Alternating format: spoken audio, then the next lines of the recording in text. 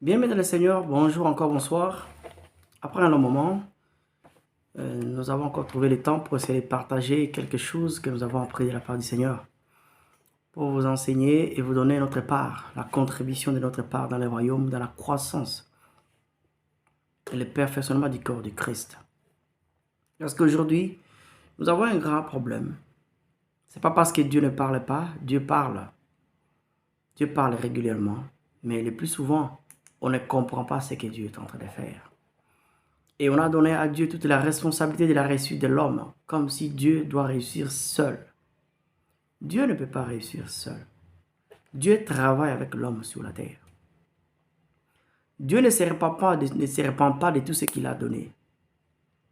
Il a donné. Nous sommes sur la terre. C'est à nous maintenant de nous approprier ce que Dieu nous a donné. À nous de connaître qui nous sommes en lui et d'utiliser la grâce qu'il nous a donnée. Malheureusement aujourd'hui, beaucoup d'enseignements, surtout chez nous en Afrique, où la grâce est là seulement pour sauver et c'est fini et nous allons au ciel. Si c'est là, est le seul objectif, pourquoi alors Dieu nous amènerait sur la terre et nous laisser vivre sur la terre pendant un certain moment et après nous terminons notre vie? Si seul, il fallait seulement nous sauver. Cela serait simple, on naîtrait seulement un jour, on est sauvé et puis après on rentre chez lui au ciel. Et d'autres disent, dans ces enseignements encore, que nous irons rester éternellement au ciel. C'est faux. Dieu n'a pas créé l'homme pour que l'homme reste au ciel. Les cieux, les ciels, c'est les sièges de Dieu.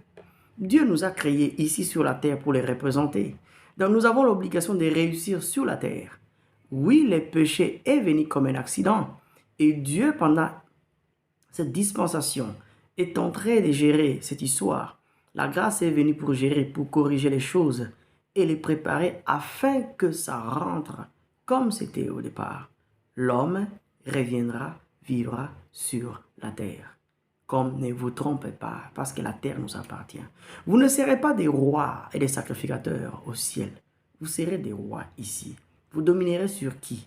Sur les anges? Non. Nous dominerons sur qui? Sur nos contemporains, sur les êtres humains. Tu ne peux pas être roi au milieu des anges. Tu n'es pas un ange, tu es un être humain, tu es un terrien.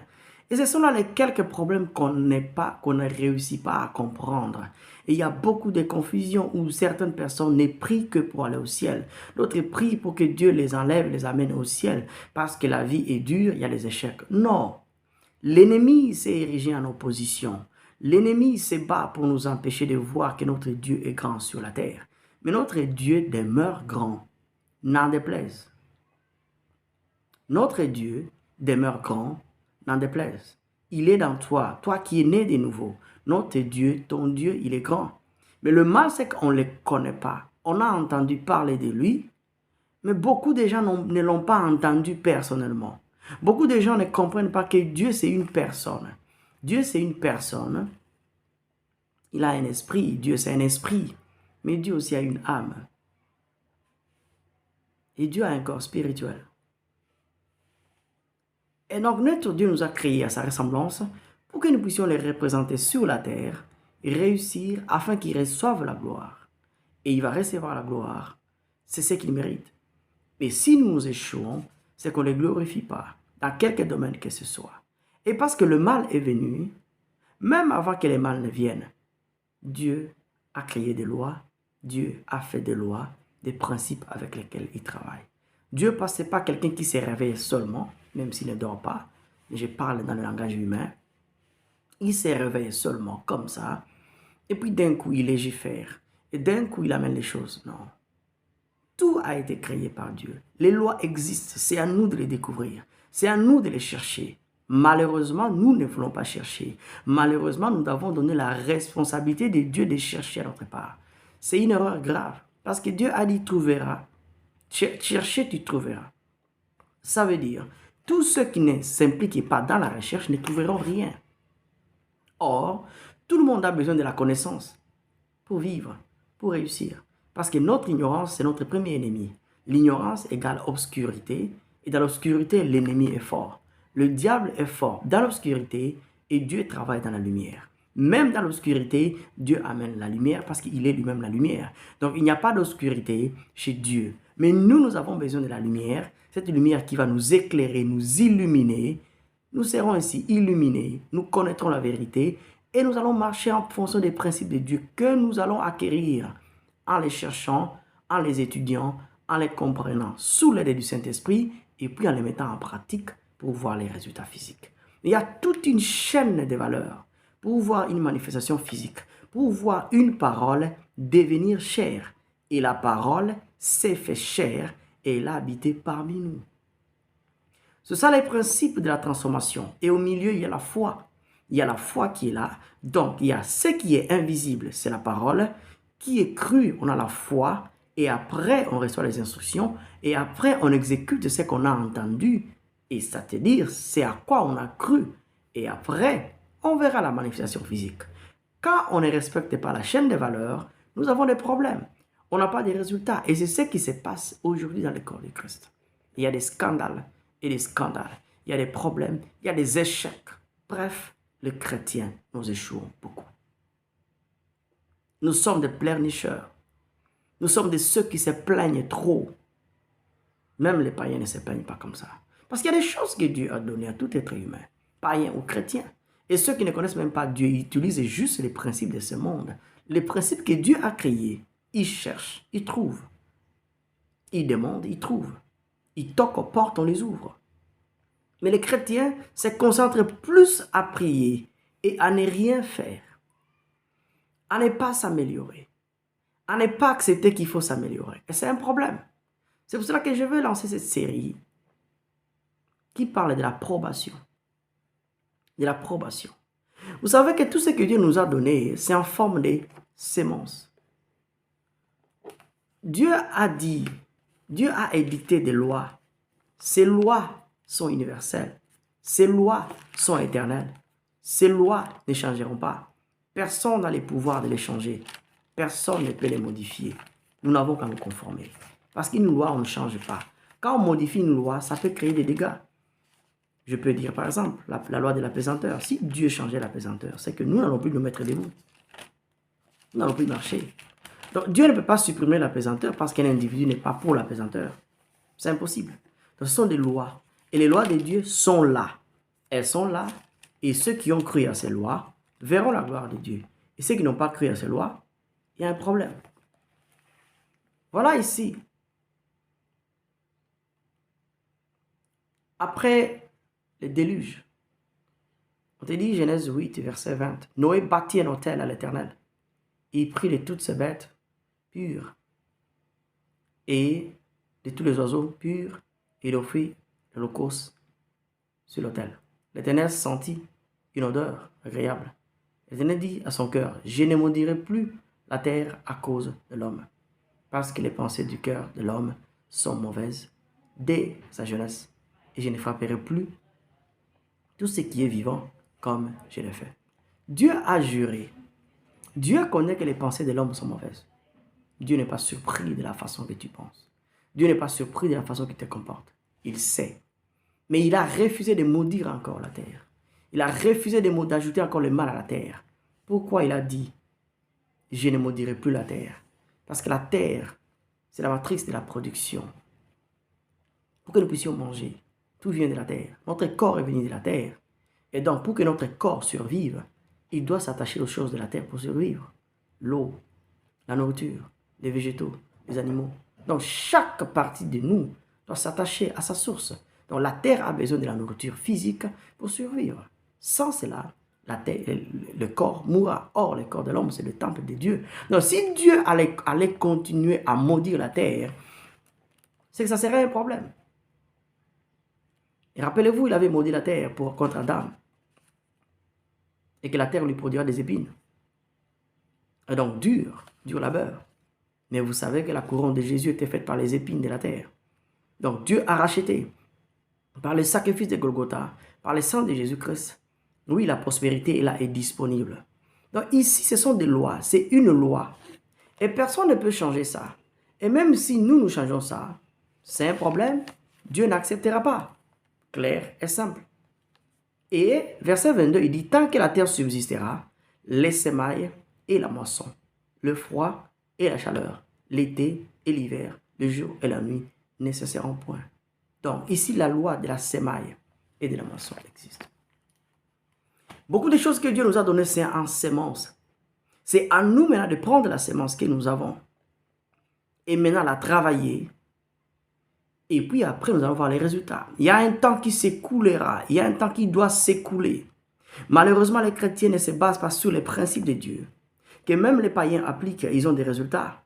Nous nous mettons à prier à ce que Dieu prenne la semence pour nous. Et puis il plante pour nous. Et puis il va sarcler pour nous. Et puis il va garder pour nous. Et puis après il va récolter pour nous. Et nous allons rester là en train d'observer sans rien faire, à part prier, à part gémir, à part gêner. Et après tout va descendre par miracle. Ça c'est un mensonge. Et c'est le plus grand mensonge dans le corps du Christ. La preuve, les chrétiens, nous sommes sous-développés. Nous sommes sous-avancés, nous sommes sous-équipés, nous sommes de pleurnichères, nous prions beaucoup, on a très peu de résultats. Quelle contradiction! C'est parce que nous sommes fondés sur des doctrines qui ne sont pas correctes. Il n'y a pas l'équilibre. Oui, il y a une part de vérité. Tout dépend de Dieu. Mais tout ne dépend pas de Dieu pour la manifestation physique. Parce que quand il s'agit de la manifestation physique, l'homme est impliqué. Même quand il s'agit de l'invisible. Pourquoi? Sur la terre, c'est nous. La parole de Dieu dit quoi? Tout ce que vous lierez sur la terre sera lié. Donc, si nous, sur la terre ici, notre domaine, notre endroit, Dieu nous l'a donné. Nous devons aimer la terre, protéger la terre, travailler sur la terre pour produire et glorifier notre Dieu. Si on ne le fait pas, alors même notre Dieu, son nom disparaîtra sur la terre parce que nous sommes les responsables, nous sommes ses ambassadeurs. C'est un ambassadeur dans un pays qui représente un pays. C'est pour ça que dans les ambassades de chaque pays, il y a les drapeaux de ces pays. Et que tous les membres de ces pays qui se disent être membres de ces pays se reconnaissent dans leur ambassade. Quand il y a un problème, ils vont là-bas. Ils se rendent dans cette représentation diplomatique pour résoudre les problèmes de leur pays, quoique ils vivent loin, à 10 000 km de leur pays, d'un point de vue géographique. Mais leur pays a été exporté par un endroit où on a acheté la terre, on a bâti un building, on a mis un drapeau, il y a des représentants de ces pays pour résoudre les problèmes du pays d'origine. Dieu, nous les représentons sur terre. Nous ne sommes pas ses substituts, mais nous les représentons. C'est pour cela qu'il nous a créés à son image, en nous donnant le même potentiel que lui pour réussir sur la terre, mais en ayant aussi de l'influence dans les cieux. Et donc, si nous n'ouvrons pas la bouche pour changer ce qui est dans les spirituels, c'est ça l'importance de la prière.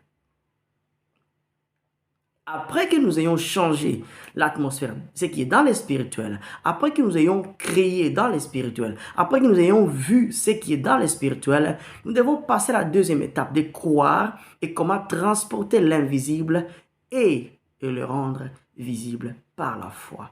Et c'est là où il y a les problèmes, c'est là où les choses sont bloquées. C'est pour cela que je parle de la probation. C'est que Dieu te donne une promesse, c'est une semence. Et dans cette promesse qu'il te donne, Dieu va t'essayer. Il va te tester. Parce que sans la foi, on dit Hébreux 11, verset 6, je ne me trompe pas, sans la foi, il est impossible. Ça veut dire c'est une impossibilité. Ça veut dire, si Dieu ne travaille que lui qui est l'auteur et le consommateur de ta foi, il est l'auteur de ta foi parce que la foi que nous avons, c'est la foi de Jésus. L'homme de lui-même ne peut pas aller chez Dieu. C'est Dieu qui est venu le premier, et donc il est venu le premier, et alors il nous a donné sa foi, et il nous a donné un nouvel esprit, et notre esprit croît à 100%. Et la foi doit grandir maintenant dans notre âme, dans notre intelligence, par la connaissance, en entendant. La foi vient de ce qu'on entend de la parole de Dieu, ou la parole de Dieu vient de la bouche de l'Éternel. Donc si Dieu ne parle pas, si tu n'entends pas, ça veut dire tu ne comprends pas la parole de Dieu, tu n'auras pas la foi. Or, sans la foi, il est impossible de lui être agréable. Ça veut dire que tu ne peux pas réussir sans la foi. Tu ne peux pas réussir sans croire. Croire à quoi? À ce que tu as entendu, à ce que tu as vu, que c'est réel dans le monde invisible. Donc, tous ceux qui refusent d'être réels dans le monde invisible ne réussiront pas avec Dieu. Et c'est ça le problème. Pourquoi cela arrive? Parce que nous avons choisi de rester comme ça. Nous n'avons pas choisi d'évoluer. Nous avons mal choisi. Nous sommes donnés à croire aux choses qui sont partiellement enseignées ou partiellement révélées parce que certaines personnes dans le corps de Christ se sont décidées de cacher la vérité et de ne pas exposer les peuples de Dieu à la vérité. Et après, il y a des dégâts. C'est ça le grand problème. Alors, dans le livre des Hébreux, on dit clairement que, Hébreux 11, verset 6, on dit ici, « Or, sans la foi, il est impossible de lui être agréable, car il faut que celui qui s'approche de Dieu croit que Dieu existe et qu'il est le rémunérateur de tous ceux qui le cherchent. » Donc, il y a deux choses. Tous ceux qui s'approchent, toi, chrétien qui s'approche de Dieu, tu dois savoir qu'il existe. Et pour avoir la preuve de l'existence de quelqu'un, tu dois avoir des évidences qu'il existe. Pour beaucoup de chrétiens, quand on leur dit que Dieu existe, quelle est la preuve qu'ils ont que Dieu existe? Beaucoup n'ont pas la preuve. Ils disent, c'est pour ça qu'ils sont battus. Quand le diable maintenant vient et commence à dire aux gens, est-ce que ton Dieu existe? Prouve que ton Dieu existe. Le diable a dit à Jésus, si tu es le Fils de Dieu, prouve, transforme ces morceaux de pierre ici en pain. Si tu es le Fils de Dieu, si tu es le diable voulait les évidences. Beaucoup de chrétiens tombent aujourd'hui parce qu'ils n'ont pas les preuves de l'existence de leur Dieu. Or, tous ceux qui viennent à Dieu doivent croire que Dieu est, il existe au présent. Dans le monde spirituel, il n'y a pas les temps. Les temps passés, présent, futur n'existent pas. Il n'y a que le présent. Dieu est. Dieu a dit, je suis. Et qu'il est le rémunérateur de tous ceux qui le cherchent. Ça veut dire ceux qui ne les cherchent pas. On les cherche où? Donc, il faut les rencontrer un jour. Donc, il faut rencontrer Dieu, il faut connaître Dieu d'une façon personnelle pour que Dieu te donne la mission. Il y a une mission que Dieu t'a donnée. Est-ce que tu la connais? Il y a la raison d'être de ton existence sur la terre. Est-ce que tu connais cela? Et après que tu aies rencontré le Seigneur, après que Dieu t'ait donné et te dire exactement ce qu'il attend de toi, ta mission, dans un domaine quelconque. Il n'y a pas que le sacerdoce. Nous sommes tous dans le sacerdoce, mais à des différents niveaux, à des différents endroits. Daniel était un prophète de Dieu, mais il était un vice-roi. Il a régné pendant 3 rois. Shadrach, Meshach, Abednego, ils étaient des gouverneurs. Mais ils avaient une alliance avec Dieu. Ils étaient dans le sacerdoce de Dieu. Donc, le sacerdoce de Dieu, servir Dieu, n'est pas limité à la prédication, à l'évangélisation. Servir Dieu, c'est prospérer là où Dieu te veut, pourvu qu'il t'ait établi là pour apporter un changement sur la terre, pour apporter la différence sur la terre, afin que son nom soit proclamé par les biais des résultats que tu auras présentés. Si tu es un gouverneur, tu seras alors le gouverneur qui aura développé un endroit, qui aura combattu la corruption, les mauvaises mœurs et qui aura rétabli la sécurité, l'ordre, les valeurs morales et le développement dans un endroit. Tu seras un représentant de Dieu, gouverneur dans l'administration. Mais on ne voit pas souvent les choses comme ça. Mais pour que tu arrives là, Dieu commence par quoi? Il te donne une sémence. La loi de la sémence, c'est sa parole. Quand il a la garantie que, 1, tu es né de nouveau, 2, tu es avec lui, 2, toi, tu le connais. Parce que la première étape, c'est que les gens doivent d'abord rencontrer Dieu. Et après, il y aura la période d'essai, l'approbation, la période pendant laquelle Dieu va t'essayer et voir si tu vas réussir, si tu vas être à la hauteur. Même dans les recherches, pour ceux qui font la recherche, ils savent une chose. Avant qu'il y ait une publication, avant qu'un médicament, par exemple, sorte et soit vendu, il y a les périodes d'essai. D'essai au laboratoire, d'essai chez les animaux, d'essai chez les plantes, d'essai des animaux proches de l'homme.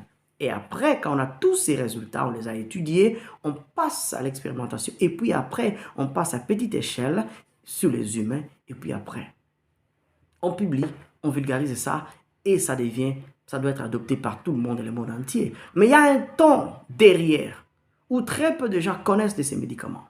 Et si ces médicaments échouent les épreuves dans différents tests, ces médicaments ne seront jamais connus. Quand bien même il serait vertueux, s'il a des effets secondaires mortels sur les animaux, sur ceci, quand bien même il aurait des effets bénéfiques sur une maladie quelconque, ces médicaments ne viendront pas parce qu'il ne va pas atteindre l'objectif des médicaments, c'est guérir, pas tuer. Donc l'objectif de faire des médicaments, c'est pour faire le bien, c'est pour réparer le corps, c'est pour défendre le corps contre l'invasion des microbes, les infections, c'est pour protéger et préserver la vie. Donc si un médicament ne peut pas achever l'objectif pour lequel il a été fait, rendre, prolonger la vie en apportant la guérison et l'amélioration dans le corps humain, c'est que ce médicament n'a pas la raison d'être. Donc chaque chose a une raison d'être. Alors si tu ne connais pas ta raison d'être, tu ne vas même pas connaître quel genre d'entraînement tu mérites. La période de probation. Et la probation va déterminer exactement si tu vas être qualifié. Beaucoup de bénédictions que Dieu nous donne sont dans la probation. Ça veut dire un essai. Il nous donne d'abord le potentiel, il nous donne les promesses. Mais beaucoup de gens se limitent aux promesses. Beaucoup de gens ne se préparent pas. C'est ça le grand problème.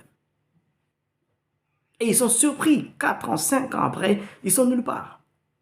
Beaucoup de gens, pendant la période d'essai, ils ne s'évaluent pas. C'est comme un produit au laboratoire. Et chaque essai, et Dieu sait donner.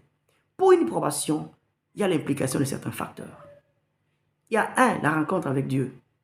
3, la définition de la raison d'être, de ta raison d'être sur la terre. Pourquoi tu es là? 3, qu'est-ce que Dieu attend de toi sur la terre? 4, qui es-tu? 5, qu'est-ce que tu as? Ton bagage, qu'est-ce que tu as? Dans ton carquois intérieur, là, qu'est-ce que tu as? Dans ton gibecière, qu'est-ce que tu as? Dans ton panier intérieur, qu'est-ce que tu as?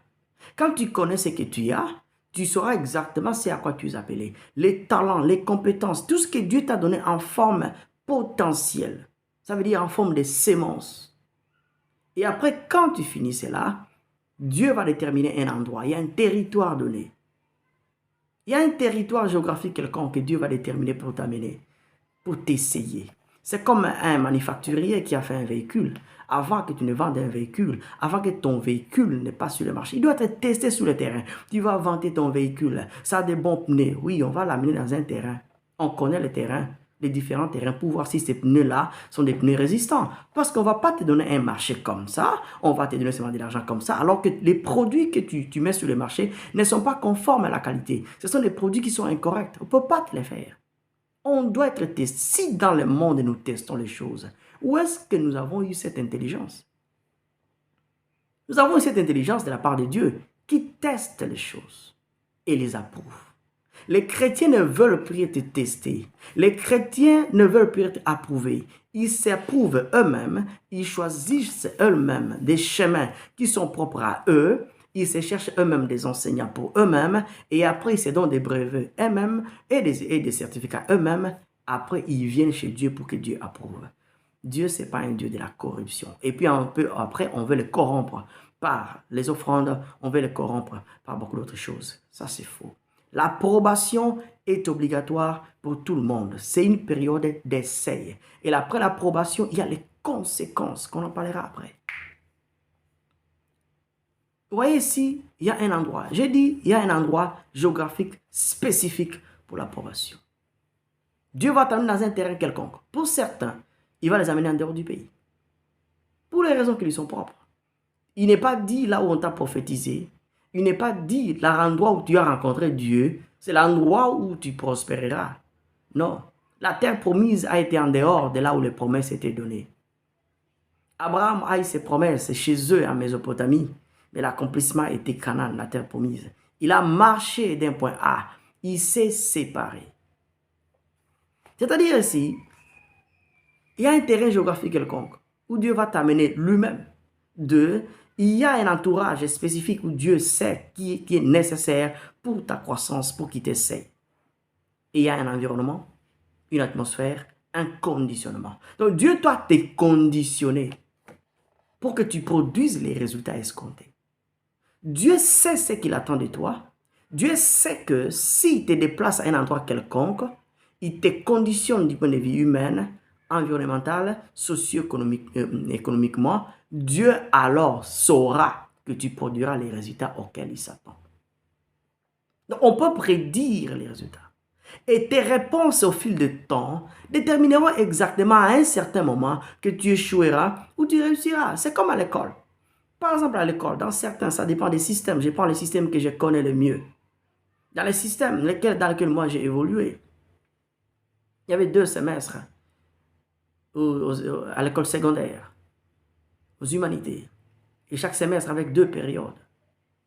Et donc, dans chaque période, on te donne une conduite. On te donne aussi les codes.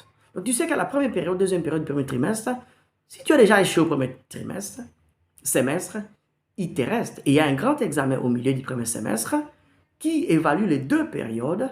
Et si tu as échoué là-bas, ça dépend déjà du pourcentage. Parce que déjà, tu as 50% des chances de répéter, d'échouer, de reprendre et 50% de réussir. Ce qui fait que si tu as reçu 30%, tu as échoué avec 30% par réussir, 30% au premier semestre, c'est que tu dois avoir 70% au deuxième semestre pour tomber à 50%. Si tu n'as pas cela, à coup sûr, tu as échoué. Donc déjà en avance, tu sauras si tu vas monter des promotions ou pas. Avec ces résultats. C'est exactement ça. Et parfois on se plaint. Dieu m'a laissé. Dieu ne veut plus de moi. Non, Dieu n'a pas d'intérêt à te rejeter. Tu te rejetteras toi-même en fonction des résultats que tu auras présentés. Si Dieu a réussi à te mettre dans un conditionnement quelconque, ça veut dire qu'il t'a déplacé là où il faut. Il a pourvu les ressources humaines telles que c'est nécessaire, les ressources matérielles qu'il faut.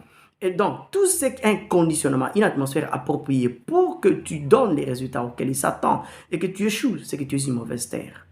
Tu es inutile. Ça ne sert à rien. Parce que Dieu aura investi. Il aura investi. Or, Dieu, c'est un investisseur. C'est un investisseur. Dieu, lui, c'est un capitaliste. Ça veut dire qu'il doit gagner les intérêts. Parce que pour ses intérêts, il doit se battre pour l'expansion de son royaume. Dieu, c'est un conquérant. C'est un conquérant. C'est un acheteur d'âmes. Ah oui, nous lui vendons nos âmes par nos choix.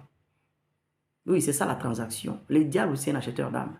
Donc, une fois qu'on lui vend, ça veut dire que nous acceptons ce qu'il nous présente comme prix. Il a payé déjà les prix. Et il nous achète. Nous acceptons. Notre choix, c'est ça, dire oui. Et nous marchandons, c'est là. Et alors, il nous amène quelque part, il devient le maître. Et le maître a le droit et le pouvoir de faire ce qu'il veut, selon le plan qu'il a prédestiné. Ceux qui ne croient pas à la prédestination, c'est leur problème. C'est leur problème. Vous êtes prédestiné à quoi? Vous êtes prédestiné à devenir comme qui? Donc, il y a déjà un plan. Jérémie 29, verset 11. Je connais le plan que j'ai pour vous. Plan de bonheur et de paix. Vous donnez un avenir et de l'espérance. Ça veut dire que l'espérance, l'avenir de Dieu est là, c'est à Dieu. Mais ces plans, est-ce que nous les connaissons? La réponse est non. Cependant, quand on rencontre Dieu, qu'on connaît tous ces plans, un plan, c'est tout un livre. Un plan, c'est beaucoup de pages. Et chaque plan, il y a un plan d'exécution en étapes. Et chaque étape, c'est une évaluation. Et quand on évalue, on a bien fait, Dieu va te dire, tu as bien fait. Mais aujourd'hui, nous pensons que Dieu est devenu médiocre. C'est pour ça que nous pensons qu'il accepte n'importe quoi. Dans la nature de Dieu, son nom, ça s'appelle excellent. Dieu est excellent. Il n'y a point de corruption dans lui. Il est excellent. Il est parfait. Et il nous a prédestinés à nous transformer.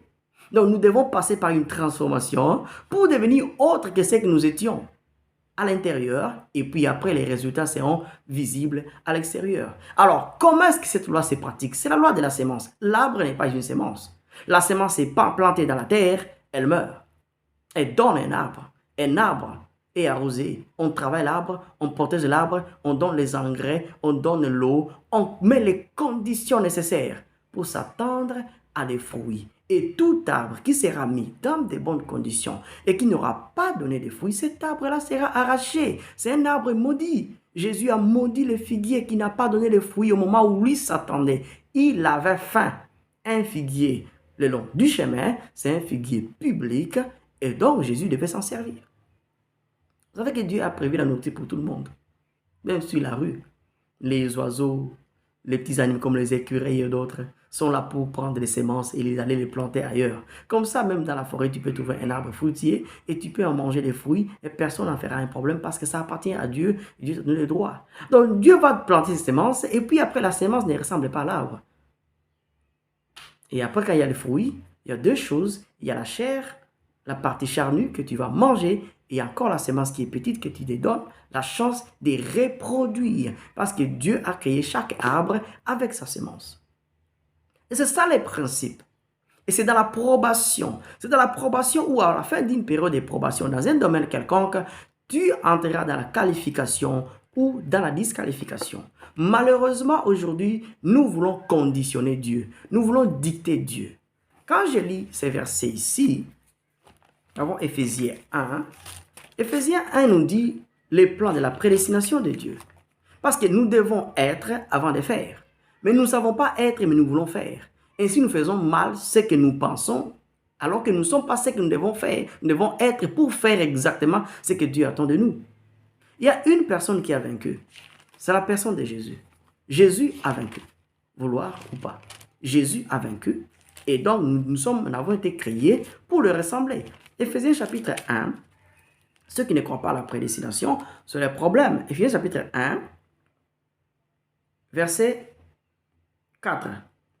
Verset 3. Béni soit Dieu, le Père de Dieu, notre Seigneur Jésus-Christ, qui nous a bénis de toutes sortes de bénédictions spirituelles dans les lieux célestes en Jésus. En lui, Dieu nous a élus. C'est une élection. Il a choisi. Avant la fondation du monde, avant qu'on existe. Pour que nous soyons saints. Donc, c'est l'objectif, la sainteté. Irrépréhensible devant lui. En d'autres termes, irréprochable. On n'a pas parlé de la perfection. On a parlé de l'irréprochabilité. Tu seras irréprochable conformément à ce qu'on attend de toi. Ça veut dire, si on t'a donné 10 lois, c'est comme un contrat. Quand tu travailles, on te jugera proportionnellement à ton contrat, en rapport avec ce qu'on attend de toi. Dans ton contrat, il y a les clauses où on te dit, on attend de toi 1, 2, 3, 4. Alors, si tu vas en dehors du contrat, tu es réprochable. On te blâmera conformément aux attentes liées au contrat auquel tu es signé. Et donc, en dehors de ce que vous avez entendu, on ne va pas te juger. Donc, l'irréprochabilité, c'est par rapport aux attentes de Dieu, par rapport à sa parole, par rapport à cette connaissance qu'il t'a donnée pour que tu réussisses. Ça, c'est l'un des objectifs. Et nous ayant prédestinés dans son amour à être ses enfants d'adoption par Jésus-Christ selon les bons plaisirs de sa volonté. Donc, à être comme Jésus-Christ, à ressembler à Jésus, ce qui implique une transformation. Et quand nous ressemblons à Jésus, nous pouvons maintenant avoir les fruits de Jésus et donc nous pouvons travailler pour Dieu sans échec, sans embâche, sans être embarrassé et avec prédiction que nous allons bien finir et réussir. Et cette préparation se passe dans la probation, la période d'essai. Et malheureusement, beaucoup ont refusé. Beaucoup conditionnent Dieu. Beaucoup veulent prospérer là où Dieu les a prophétisés. Beaucoup veulent prospérer là où Dieu les a rencontrés. Mais c'est faux. Regardez les géants de la Bible. En commençant par notre père de la foi, Abraham. Oui, parce qu'il est le père de la foi. Dieu l'a déplacé. Et vous regardez la suite d'Abraham. Isaac n'est jamais rentré. Jacob n'est jamais rentré en Mésopotamie. Même quand ils sont partis en Égypte. Ils sont partis en Égypte, cela a été prophétisé. Ils devaient être des esclaves. Dieu les a amenés en esclavage pendant 400 ans. 430. Plus 30, parce qu'il y a eu un retard de 30 ans. À cause de Moïse. Et après, il les a fait sortir. Il y a eu un plan qu'ils ont suivi et les a amenés à la terre promise. Donc, il y a la géographie. Où es-tu? Où est-ce que Dieu est en train de t'entraîner? C'est quel endroit? Parce que si tu n'acceptes pas d'aller là où Dieu te veut, c'est que Dieu n'aura pas les conditionnements nécessaires. Ah oui, au laboratoire, ceux qui ont fait les laboratoires savent.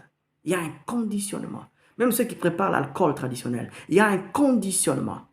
Il y a un conditionnement pour fermenter le vin. On prend les raisins, les fruits et tout le reste. Il y a un conditionnement. S'il n'y a pas de levure, s'il n'y a pas un conditionnement quelconque, vous n'aurez pas du vin. À coup sûr. Donc déjà quand il y a échec, pourquoi Abraham a connu beaucoup d'échecs et de retards? Parce qu'il n'a pas obéi à 100%, il a obéi partiellement. Et ton obéissance partielle conduira aussi au retard. Et donc tu auras des retards, tu n'auras pas à blâmer Dieu. Ne blâme pas Dieu. Tu ne blâmeras pas Dieu, blâme-toi toi-même. Et ici, c'est ça d'abord. Ça arrive où? Dans les déserts. Qui est un passage obligé pour l'approbation? C'est un passage obligé pour l'approbation. clair et simple. Et si Dieu ne t'amène pas dans le désert, ça veut dire dans un lieu géographique quelconque, qui est conditionné pour ton entraînement, et commence à t'essayer. Mais prépare-toi, tu vas certainement échouer. Quand on lit Deutéronome 8,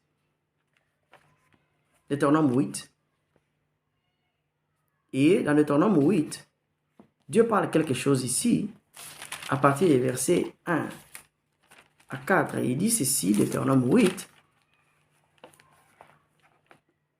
Vous observerez et vous mettrez en pratique tous les commandements que je vous prescris aujourd'hui, afin que vous viviez. Ça, c'est 1. L'obéissance aux lois de Dieu qui les a prescrites a comme conséquence positive la vie. Et la désobéissance conduit à la mort. La mort physique peut venir après, mais la mort va commencer à prendre place dans l'âme, dans différents domaines, où tu seras improductif, tu seras mort. Que vous multipliez 2, quand vous vivez, vous avez une multiplication. Ça, ce n'est pas seulement physique, mais dans tous les domaines. Ça, c'est la croissance. Et que vous entriez en possession du pays que l'Éternel a donné. Donc, il y a la vie, il y a la croissance qui vous donne la force. Vous devenez fort et puissant avec les moyens qu'il faut pour maintenant aller conquérir. Vous n'allez pas conquérir une terre, vous n'avez pas une armée forte. C'est impossible. C'est impossible. C'est une succession. La vie, la croissance, la conquête. La conquête et puis l'établissement. Quand vous êtes établi, vous allez dominer. Pour la gloire de qui? De Dieu. Alors, souviens-toi de tous les chemins que l'Éternel, ton Dieu, t'a fait faire pendant ces 40 années. Dans le désert. Le désert. Le désert, c'est un endroit avec un conditionnement autre. Mais dans le désert, Dieu, tu auras le soulagement. Ils avaient l'eau. Leurs habits étaient conservés, leur santé était conservée. Ils avaient la manne aussi. Ils avaient ce qu'il fallait pour le corps. Pas ce qu'ils voulaient. Ils avaient le nécessaire pour vivre. Donc Dieu pourvoira le nécessaire pour vivre dans les temps de l'approbation. Afin de t'humilier et de t'éprouver pour savoir quelles étaient les dispositions de ton cœur et si tu garderas ou non ces commandements. Il t'a humilié. Il t'a fait sortir de la faim, il t'a fait souffrir de la faim et il t'a nourri de la manne que tu ne connaissais pas et que n'avais pas connu tes pères, afin de t'apprendre que l'homme ne vit pas seulement du pain, mais que l'homme vit de toute parole qui sort de la bouche de l'Éternel. C'est ce que Jésus avait dit à Satan quand il lui a dit. C'est là-bas. Donc bref, il y a un conditionnement quelconque, un désert, où en dehors les choses semblent difficiles, mais où Dieu t'aimait. Et alors, il commence à t'entraîner, à t'essayer. C'est après que tu aies fini l'approbation que Dieu va faire quoi? Il va confirmer. Mais beaucoup de gens ont quitté l'approbation pour aller se confirmer eux-mêmes. Et après, l'onction qu'ils ont eue, ou la grâce qu'ils ont eue, n'était que pour l'approbation. À un moment, ça prend fin, ça s'épuise, les ressources s'épuisent. Parce que si tu échoues les interrogations, on te dit l'objectif de Dieu, c'est quoi? C'est de voir les prédispositions de ton cœur. C'est que c'est un moment où tu passes les interrogations de Dieu. Dieu amène les événements, les circonstances. Il amène différentes personnes autour de toi. Avec ces différentes personnes, des événements, des circonstances, il va te tailler une personnalité à l'image de Jésus. Ce qui fait que dans la rencontre avec Dieu, tu dois avoir la révélation sur qui Dieu est. Qui est Jésus? Qui est-il? Ainsi, parce que tu es appelé à être à son image, qui es-tu? Et qu'est-ce que tu as? C'est ce que tu as que Dieu va essayer maintenant d'utiliser et de voir si tu vas maintenant lui donner les réponses auxquelles il s'attend. Après avoir planté dans toi, Dieu va commencer à tester sa propre semence, sa propre nature dans toi. Est-ce que c'est en train de grandir? Est-ce que tu les ressembles dans ton comportement? Parce que je peux vous dire, il faut avoir le caractère pour servir Dieu. Quand on n'a pas le caractère, on ne peut pas le servir. Même l'onction, il faut avoir le caractère pour gérer l'onction. Et quand on ne sait pas avoir le caractère approprié, on peut mal gérer l'onction et causer beaucoup de dégâts tels que nous connaissons aujourd'hui. Donc, avant que Dieu te confie à des choses divines, à des choses sacrées, à des choses cachées, à des choses très importantes de son business, il doit être sûr de la personne à qui il fait confiance. Mes chers frères et sœurs, la confiance de Dieu, on la gagne. Elle ne se donne pas. Et tous ceux qui fuient l'approbation finissent mal parce qu'ils n'ont pas l'approbation de Dieu. Après que tu aies passé toutes ces interrogations, prépare-toi aussi à des échecs. L'approbation te permet de te connaître là où tu es encore très, très bas. Tu es peut-être encore un bébé dans un domaine quelconque. Là où tu n'as encore qu'une année de ta maturité, 2 ans, 3 ans. L'onction ne détermine pas ta maturité. L'approbation te permet vraiment de découvrir parce que Dieu va te montrer. Regarde mon fils, ma fille. Ici, tu n'es pas encore prête. Tu vas stopper de prier. C'est dans l'approbation que tu apprends à prier, à ne pas prier pour certains domaines. Parce que tu diras à Dieu, je ne suis pas prêt. Pendant l'approbation, tu écouteras Dieu qui te dira, non, là, je ne te vais passer pas les moments. Ainsi, pendant l'approbation, tu auras compris les différentes saisons de ta vie. Tu agiras en fonction des saisons. Tu prieras en fonction des saisons. Chacun est dans une saison quelconque. Et Dieu te fera rencontrer avec les gens, avec les personnes avec lesquelles vous partagez les mêmes saisons. Ça veut dire que vous allez partager les mêmes habillements. Si c'est l'hiver pour certains, vous allez être dans les mêmes conditions, vous allez être solidaire, c'est quelqu'un qui va te soutenir. Mais qu'est-ce que nous faisons? Nous amenons quelqu'un qui est en été, dans une saison quelconque, alors que nous sommes en hiver, dans la même saison, dans les mêmes problèmes de la vie, et nous pensons que celui qui est en été va porter des habits lourds pour avoir la compassion avec nous. Non. Il n'est pas approprié. Il peut avoir la carrure, il peut avoir les charismes, mais il n'est pas approprié. Ainsi, parfois, nous avons engagé des Josué pour nous faire sortir de l'Égypte jusqu'à Jordan. Et Josué n'a pas eu cette mission, il va échouer. Cela n'a rien à voir avec Josué étant un grand serviteur de Dieu. Ainsi, nous avons engagé des Moïse pour nous faire traverser la rivière Jordanie. Moïse n'a pas traversé. Échec. Ainsi, on s'est dit, mais j'ai prié avec tel, j'ai été avec tel. Est-ce que les serviteurs de Dieu, est-ce que ton pasteur ou qui qu'il soit, n'importe quel titre dans le royaume de Dieu, est-il approprié pour te faire traverser, pour t'aider, pour passer avec toi dans cette période de probation comme enseignant terrestre, comme coach terrestre? Tu peux avoir un papa spirituel, mais qui n'a pas les talents d'un coach ou un mentor. Ainsi, il va te mettre au monde, mais il ne va pas t'enseigner pour la croissance. Parce que parfois, nous mettons au monde les enfants et nous ne sommes pas leurs enseignants à l'école. Nous les envoyons à l'école pour apprendre la mathématique, pour apprendre la science, la physique et tout le reste. Nous, leurs parents, ça ne prive jamais les droits parentaux, mais il y a des enseignants, il y a des coachs dans différents domaines. Ça fait partie de l'approbation. Et dans l'approbation, quand tu auras acquis ce qu'il faut et tu auras passé par des interrogations de tout genre, il y a des interrogations à m'élever, il y a des interrogations surprises pour tester la connaissance parce que Dieu c'est un grand enseignant. Pendant l'approbation, tu apprends à connaître Dieu, ses façons d'agir, ses façons de travailler, ses voies. Tu les apprends pendant cette période de probation et tu passes les examens. Est-ce que tu as entendu? Si tu es appelé à servir Dieu comme un serviteur de Dieu, tu auras reçu des prophéties, les différents dons vont fonctionner. Est-ce que tu auras le courage d'aller dire aux gens? C'est pendant l'approbation, il t'essaie à petite échelle. Ainsi, il y a des moments où il faut accepter d'être petit, caché. Tu fais un ministère caché, petit. C'est pour un temps. Mais beaucoup de gens veulent aller au monde alors qu'ils ne sont pas préparés. D'où des dégâts. Ils raccourcissent ainsi leur période de probation avec tout ce qu'il y a comme conséquence. Et après le désert, quand Dieu t'approuve dans la probation, tu entres. Donc, il y a la géographie spirituelle, il y a la géographie physique, parce qu'il y a l'influence territoriale sur toi. Il y a les cultures de la place, les mentalités de la place, qui sont un environnement spirituel par rapport à ton entraînement. Il y a la géographie, parce qu'il faut s'adapter, il faut être là, il faut vivre, il faut que les corps vivent. Et en mélange de tout cela, et les gens qui sont autour de toi. Quand tu auras ainsi accepté l'approbation, ainsi Dieu viendra avec l'onction de la confirmation. Quand il aura confirmé, alors il te libérera dans la terre promise et il saura que tu seras à la hauteur.